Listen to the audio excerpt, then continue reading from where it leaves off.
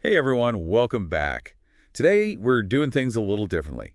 We're jumping into a time machine and heading back to 1989, Back to the future. pretty much. We're going to unpack Warren Buffett's letter to Berkshire Hathaway shareholders from that year. Oh, this is a good one. Yeah, it's packed with insights that are still relevant today, even in our crazy 2025 world. It's amazing how much the world has changed since then, but Buffett's core principles, they still hold up. They really do. Okay, Yeah. so 1989, pre-internet boom, but already you can see Buffett's investment philosophy shining through. Oh, yeah, for sure. So we've got the original letter here, and we've also got some questions from today's perspective, to see how these ideas apply in our modern world. Right, like how does this wisdom from the past translate to the challenges and opportunities we face today? Exactly. So let's dive in. Berkshire had a phenomenal year in 1989, right? Like a 44.4% gain in net worth. Yeah, that's a pretty amazing return. But right off the bat, Buffett, he's like, hold your horses, everybody. What really matters is intrinsic value. He's all about looking beyond the short-term noise and focusing on the fundamentals. Right, because you can have these big swings in the market, but that doesn't necessarily reflect what a business is truly worth. Exactly. It's like seeing your neighbor sell their house for a ridiculously high price. Doesn't mean your house is suddenly worth the same. So intrinsic value is kind of like figuring out what a business is really worth, not just its price tag on any given day. Precisely. It's like assessing a house based on its potential rental income, the neighborhood, how much it would cost to rebuild from scratch, not just what someone down the street got in a bidding war. It's like looking under the hood, kicking the tires, really understanding what you're buying. Exactly. Not just getting caught up in the hype. Now, to illustrate this idea of sustainable growth, Buffett, Yeah.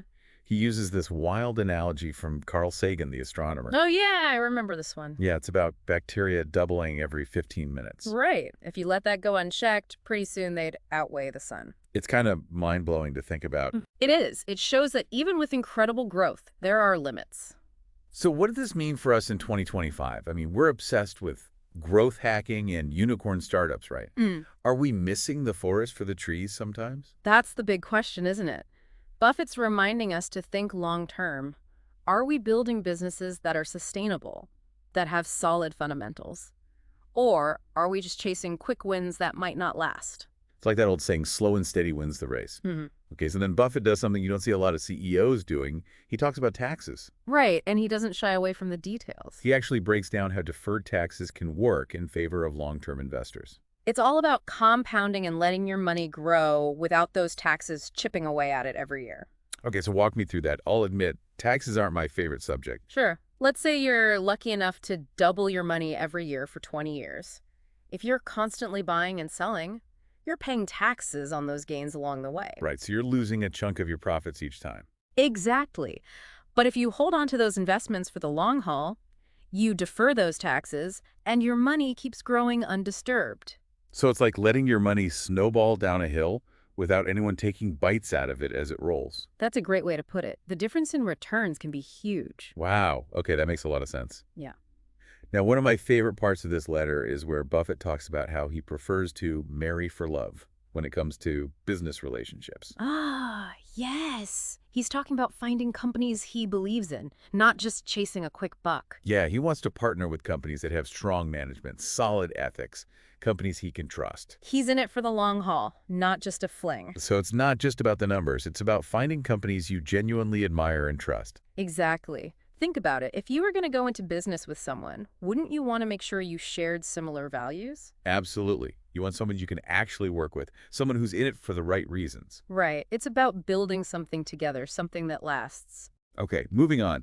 Buffett highlights Berkshire's Sainted 7+1. Yeah. These are their non-insurance businesses that were just crushing it in 1989. Oh, yeah. They had a 57% return on equity. Whoa, 57%. Can you break that down for those of us who don't speak finance? Sure. Basically, it means these companies were incredibly efficient at using their shareholders' money to generate profit.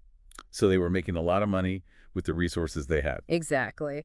And Buffett pointed out that a big reason for their success was the amazing managers leading these businesses. He trusts them to make the right decisions. Absolutely. He even shares this crazy story about Ike Friedman, the head of Borsheim's, the jewelry company, Oh, yeah, the one where Ike brought like $20 million worth of jewels to a conference. and then casually revealed that they weren't actually in the safe. I know, right? Talk about confidence. But it shows the trust Buffett places in the people he works with. It's like he's saying, I hire good people, and then I get out of their way. Exactly. He gives them the freedom to do what they do best. Now, two other businesses that stood out were See's Candies and Nebraska Furniture Mart. Both were killing it with newspaper ads in 1989. Yeah, this was before the internet took over everything. So, is there a lesson here for us digital marketers in 2025? Should we ditch our algorithms and go back to print? Uh-huh. Not necessarily. I think the real takeaway is that these businesses succeeded because they understood their customers, they had unique offerings, and they were managed incredibly well. So it's about the fundamentals, not just the specific tactics. Precisely. You can have the flashiest ad campaign in the world, but if your product is no good, it's not going to matter. Right, you need to have substance behind the marketing. Exactly. So the lesson is to figure out what makes your business special, and then find creative ways to reach your audience. That's a great way to put it. Okay, let's switch gears and talk about insurance. All right, let's dive into the world of risk and premiums. Buffett gives us a bit of a masterclass on how the industry works and why he's predicting continued underwriting losses in 1989. Basically, he's saying there's not enough fear driving up prices in the insurance market. Hold on, underwriting losses. Can we translate that into plain English? Sure. It means that insurance companies are paying out more in claims and expenses than they're taking in from premiums. So they're losing money on the insurance they're selling. Exactly. And he challenges us to think about this in the context of any industry. When was the last time we saw a whole sector really panicking and raising prices? It makes you think twice about those we need to raise prices arguments. Right. It makes you wonder if they're really just trying to pad their profits. It's always good to be a little skeptical. Okay, so right after this prediction, Buffett, he drops this crazy story. Berkshire writes $250 million in catastrophe coverage after Hurricane Hugo and the California earthquake. Yeah, that was a bold move, even for Buffett. I mean, that's a huge EE bet. It is. But it shows how Berkshire's financial strength and long-term mindset allow them to capitalize on opportunities that others might shy away from. So they were able to step in and provide coverage because they weren't sweating the short-term fluctuations in their earnings. Exactly. They could see the bigger picture. I love that. It's like they're playing a different game altogether, not getting caught up in the day-to-day noise. They're playing the long game. Exactly. Oh. Okay, and speaking of playing the long game, Buffett wraps up this section by talking about zero-coupon bonds, right? Yeah, he basically compares them to ignoring the depreciation on your car loan. It might feel good in the short term, but eventually reality catches up. So it's like kicking the can down the road. Precisely. And he uses this to warn against what he calls financial alchemy, these tricks that make things seem rosier than they really are. So are there modern-day equivalents of zero-coupon bonds that we should be wary of, like those buy now, pay later schemes that are everywhere these days? That's a great question, and one we should definitely explore further. All right, so that's a great place to wrap up part one of our deep dives. We've covered intrinsic value, the importance of long-term thinking, and a few cautionary tales. And we've only just scratched the surface. There's so much more to unpack in this letter. Join us in part two, where we'll dig even deeper into Buffett's 1989 wisdom. Welcome back to our deep dive into Warren Buffett's 1989 letter. Last time, we were talking about intrinsic value, long-term thinking. And those zero coupon bonds, right, the financial alchemy. Exactly. Okay, so now let's get into how Berkshire actually puts their money to work. This is where we see Buffett's investment philosophy in action. He breaks down the 5 main categories where they allocate capital: long-term stocks, medium-term bonds, long-term bonds, short-term cash, and arbitrage. Okay, so they're not putting all their eggs in one basket. They're spreading the risk. Right. He emphasizes flexibility. There's no dogma here. They're not married to any particular asset class. So they're constantly evaluating different opportunities and shifting their strategy as needed. Exactly. It's all about finding the best value at any given time. So are they like those free safety players in football, ready to go wherever the ball goes? I like that analogy. They're adaptable, opportunistic, always looking for an edge. Okay, that makes sense. So let's talk stocks.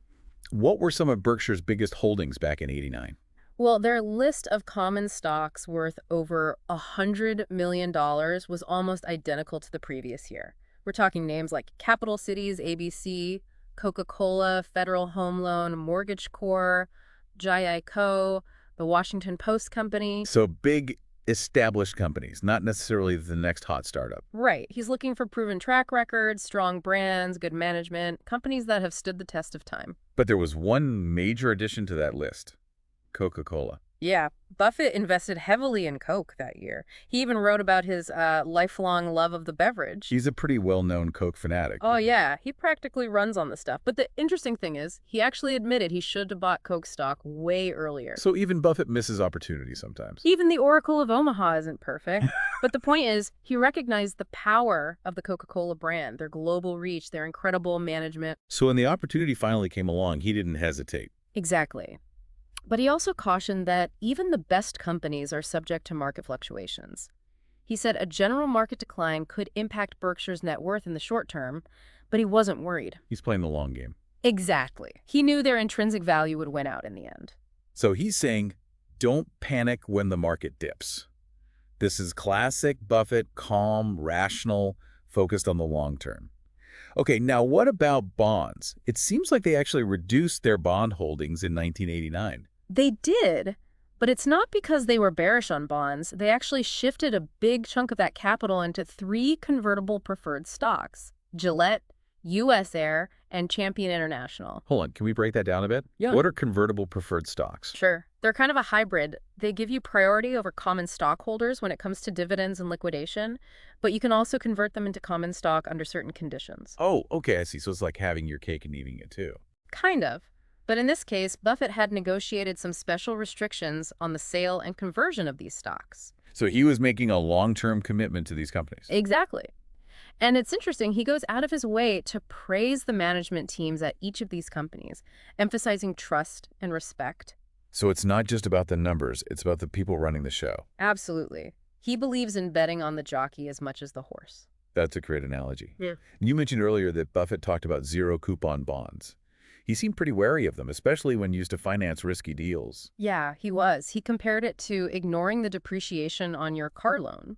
You might feel like you're getting a great deal by deferring those payments, but eventually, reality bites. It's like kicking the can down the road until you trip over it. Exactly. And he wasn't shy about calling out the investment bankers who were pushing these kinds of deals just to collect fees. So beware of fancy financial products that promise the moon but hide the risks. Precisely.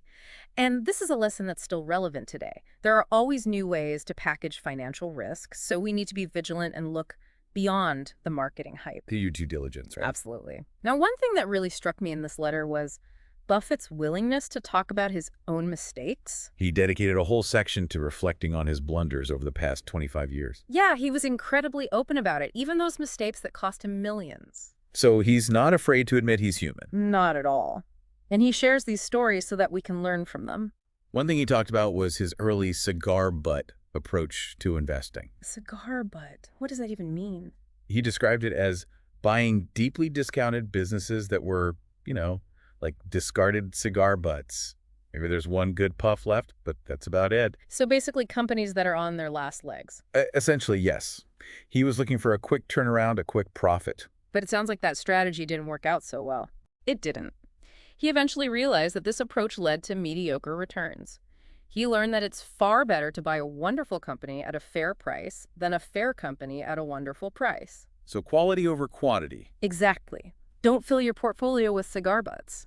Now, he also talked about this thing called the institutional imperative. What's that all about? He described it as this unseen force that can lead even smart managers to make bad decisions. It's the tendency for organizations to resist change, to imitate their peers, to prioritize short-term gains over long-term value. So it's like corporate groupthink. Yeah, that's a good way to put it. It's easy to get caught up in what everyone else is doing, even if it's not the best course of action. You have to think for yourself. Absolutely. Now, Buffett also admitted to making another mistake: passing up great opportunities. He said he's missed out on some incredible deals simply because he was too slow to act. I think we've all been there, right? Sometimes we overthink things or we hesitate and the opportunity slips away. It's like that saying, you miss 100% of the shots you don't take. Exactly. Of course, you don't want to be reckless, but you also can't let fear paralyze you. So you have to find that balance between being cautious and being bold. Precisely. Now, another thing that stood out to me was Buffett's discussion of Berkshire's conservative financial policies.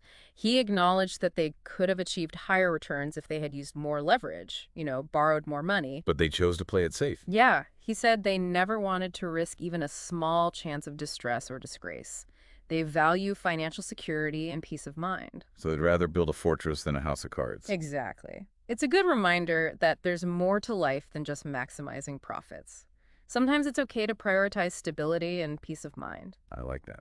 It's about finding that balance between risk and reward, right?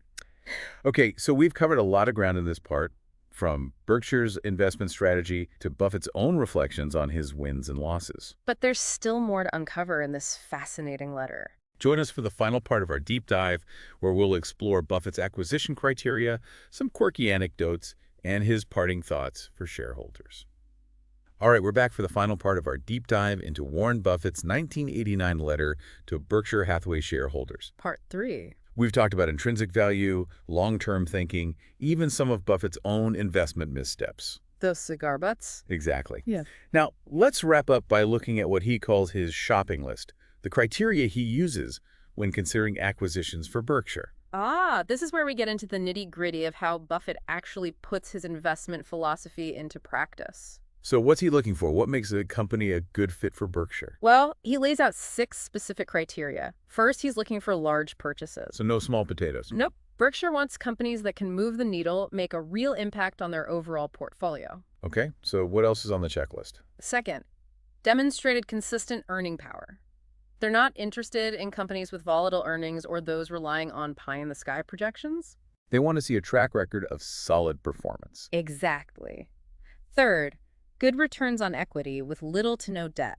So they're looking for companies that are financially sound, that can generate strong returns without relying on borrowed money. Right. It's about financial stability. They want a business that's built on a solid foundation.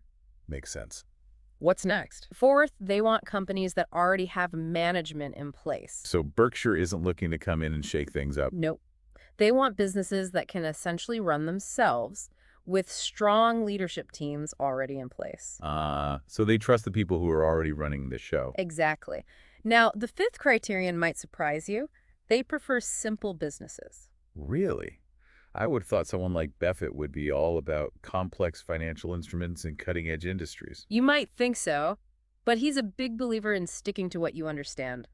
If you don't understand a business, it's much harder to assess its intrinsic value. So it's better to be a master of a few trades than a jack of all trades. That's Buffett's philosophy. And finally, the 6th criterion, a clear offering price. No time for haggling. Berkshire doesn't like to waste time on drawn-out negotiations. They want to know exactly what they're getting into and what the seller expects. So they're decisive and efficient. Exactly. Now, Buffett also makes it clear that Berkshire won't engage in hostile takeovers. Right. They're not interested in forcing themselves on anyone. They want to partner with companies whose owners are willing to sell and who believe that Berkshire will be good stewards of their businesses. So it's all about finding those win-win scenarios. Exactly. And he goes on to describe their ideal acquisition target. They love working with owner-managers who are passionate about their businesses and want to cash out, but still stay involved in some capacity. So they're looking for people who are invested in the long-term success of their companies, not just looking for a quick payday. That's right. And Buffett actually encourages potential sellers to talk to people who have done business with Berkshire in the past. He wants their reputation to speak for itself. Exactly. He wants people to know that Berkshire is a fair and reliable partner. It's like he's saying, don't just take my word for it, ask around. Right. Now, of course, not every deal that comes across their desk fits these criteria. He even compares it to advertising for collies and getting calls about Cocker Spaniels. I love that. It's a great analogy, right? It's a reminder to stay focused on your goals and know what you're looking for. It's okay to politely decline opportunities that aren't a good fit, even if they seem tempting at first glance. Right, it's about finding the right match. Exactly. Now, beyond those criteria, Buffett also throws in some great anecdotes about people he admires, like Harry Bottle, who stepped in and helped turn around a couple of Berkshire subsidiaries. So he's a fan of competent, can-do people who get things done. Absolutely. And he also gives a shout out to Jim McGuire, their specialist on the New York Stock Exchange, for ensuring fair and efficient trading of Berkshire's stocks. So he's recognizing the people behind the scenes who make it all happen. Right. It takes a team And of course, we can't forget the story about Berkshire's corporate jet. They upgraded to a much larger plane, and Buffett, with his trademark humor, jokes that at this rate, their entire net worth will soon be consumed by the cost of replacing planes. He even named the new plane the Indefensible. Haha, classic Buffett. It's a good reminder that even though he's one of the richest people in the world, he doesn't take himself too seriously. Right, he can laugh at himself. And finally, he wraps up the letter with a reminder about Berkshire's shareholder designated contributions program.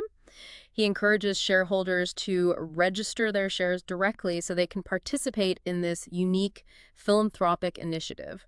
So he's putting his money where his mouth is when it comes to giving back. Absolutely. He believes in using his wealth to make a positive impact on the world. Well, there you have it, folks. Warren Buffett's 1989 letter to Berkshire Hathaway shareholders. Quite a journey, right? It really is. We've covered a lot of ground in this deep dive, from investment principles to personal anecdotes, even a few of his favorite jokes. What's amazing is how much of this wisdom is still relevant today. It's a testament to his timeless insights. Right. The specific companies and deals might have changed, but the underlying principles of sound investing, ethical business practices, and long-term thinking, those are as valid as ever. Absolutely. We've only scratched the surface in this deep dive, but hopefully it's given you some food for thought, some ideas to chew on, some lessons to apply to your own life and investments. And if you're interested in learning more, I highly encourage you to read the full letter yourself. There's so much to discover. Until next time, keep learning, keep growing, and keep diving deep.